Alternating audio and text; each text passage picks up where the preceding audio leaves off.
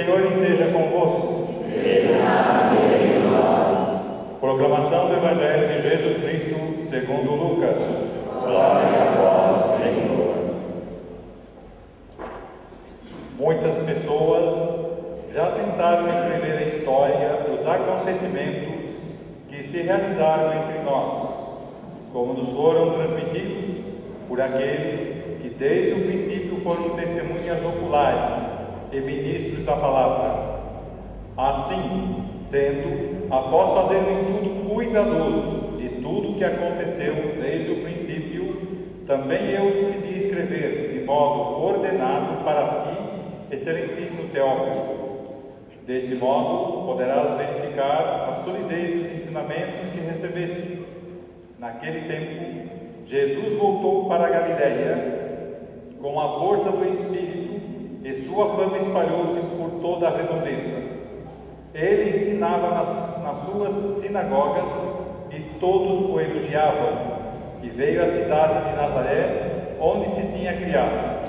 Conforme seu costume, entrou na sinagoga no sábado e levantou-se para fazer a leitura. Deram-lhe o livro do profeta Isaías.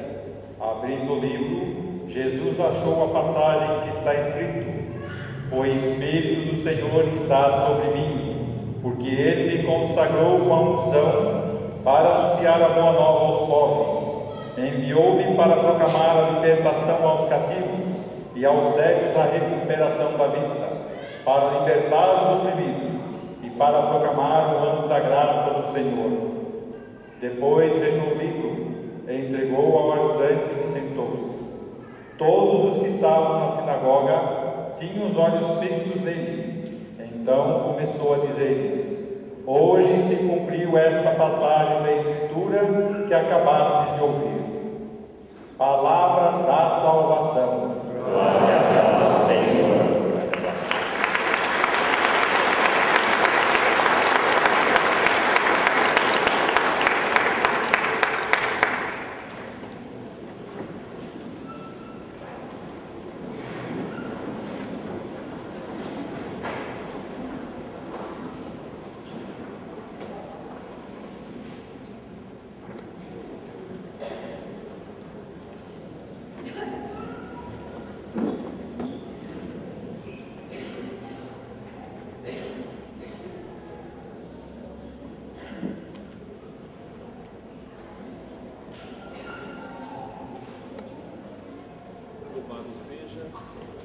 Louvado seja nosso Senhor Jesus Cristo.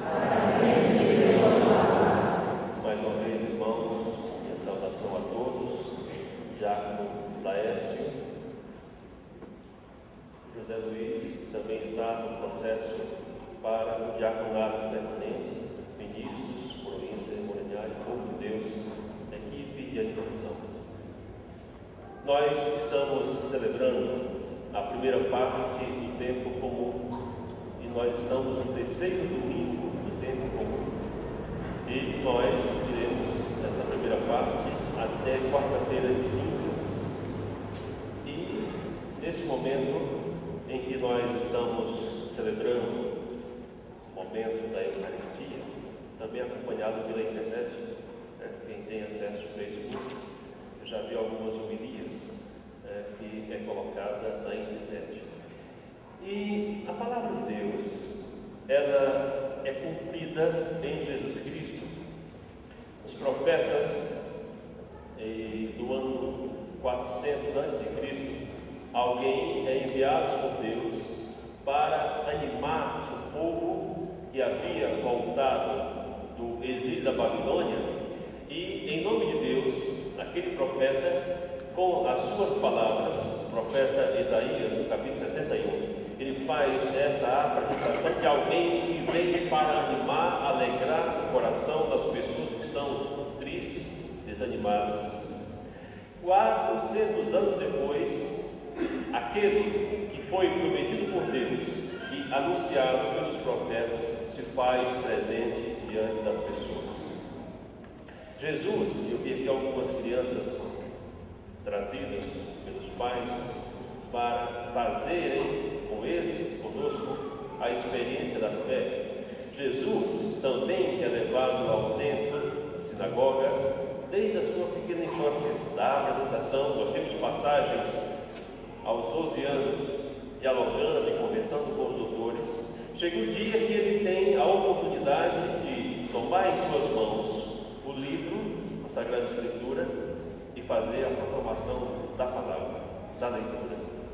E ele escolhe aquela na qual ele mesmo veio cumprir a sua função diante do povo, que é restaurar a vida daqueles que estavam perdidos, animar os corações quebrantados e anunciar o ano da graça do Senhor. Daqui a pouco nós teremos o batismo das crianças. Quando nós somos batizados, nós também somos ungidos por Deus.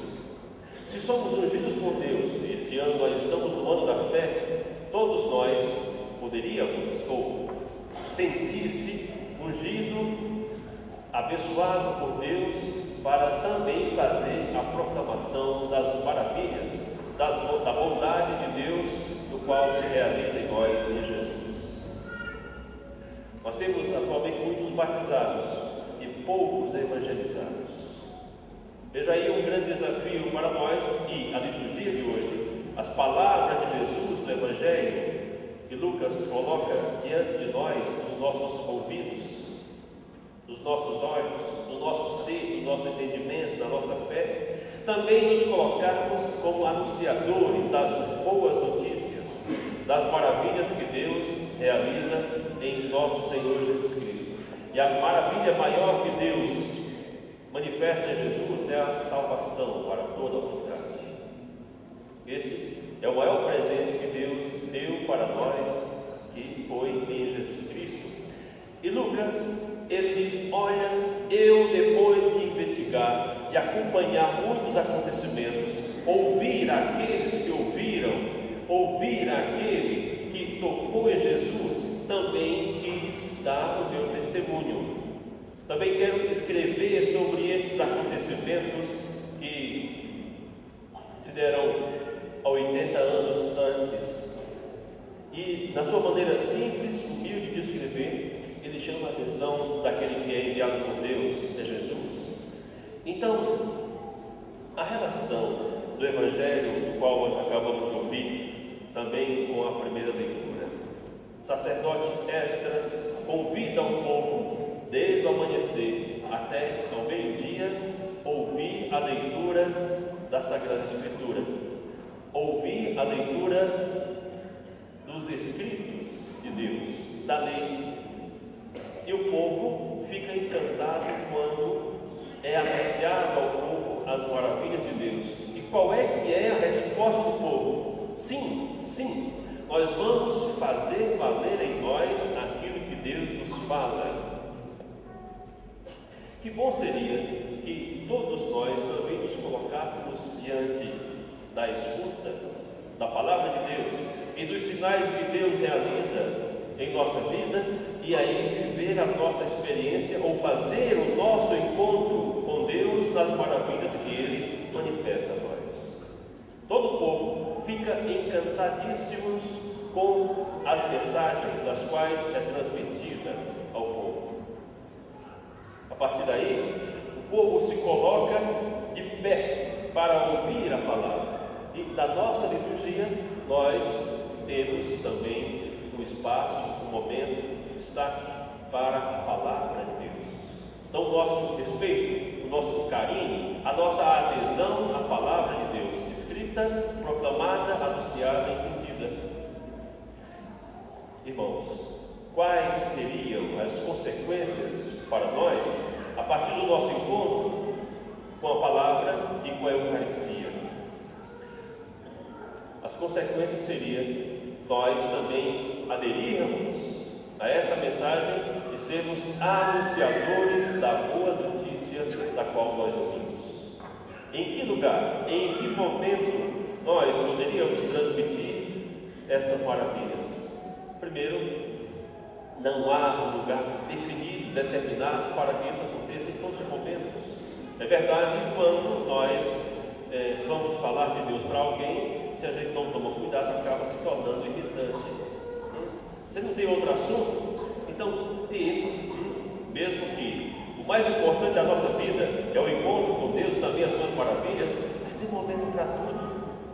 O livro do Eclesiastes diz que há momento para tudo, para nascer, para morrer, para falar, para calar, para sorrir, para chorar. Então, tirar tempo, o ruim é não tirar tempo nenhum, mas tirar tempo da nossa vida, ou seja, depois da Eucaristia, voltar para casa em outros momentos durante a semana, ecoando em nossos ouvidos as mensagens das quais nós ouvimos. E no ambiente de trabalho também provocar alguém. Você foi à missa ontem, você é católico, você é de outra igreja, mas seja, atrair aqueles e aquelas que já foram ungidos por Deus para o encontro, a experiência com Cristo.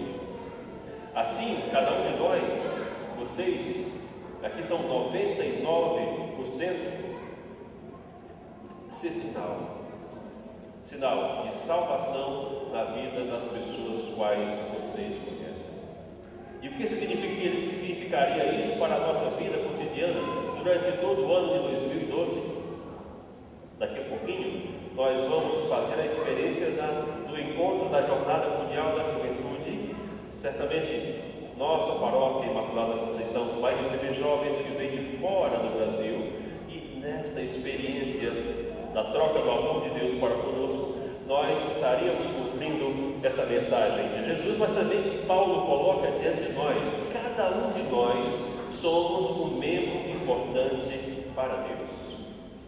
E Paulo, ele usa a experiência conhecida do corpo, do ser humano, da pessoa. Cada um de nós temos os membros, os órgãos, que têm a sua função específica para nos ajudar.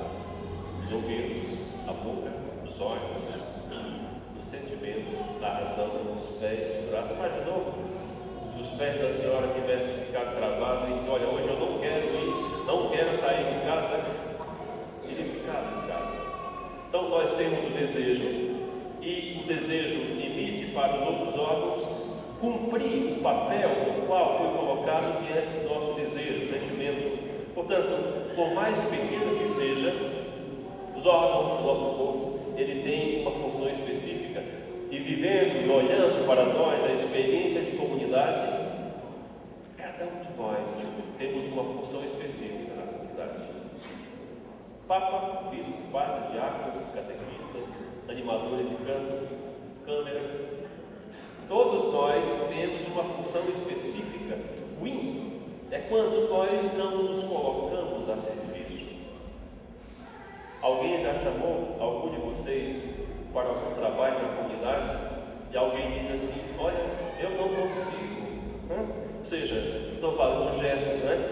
Eu tremo quando chego ali.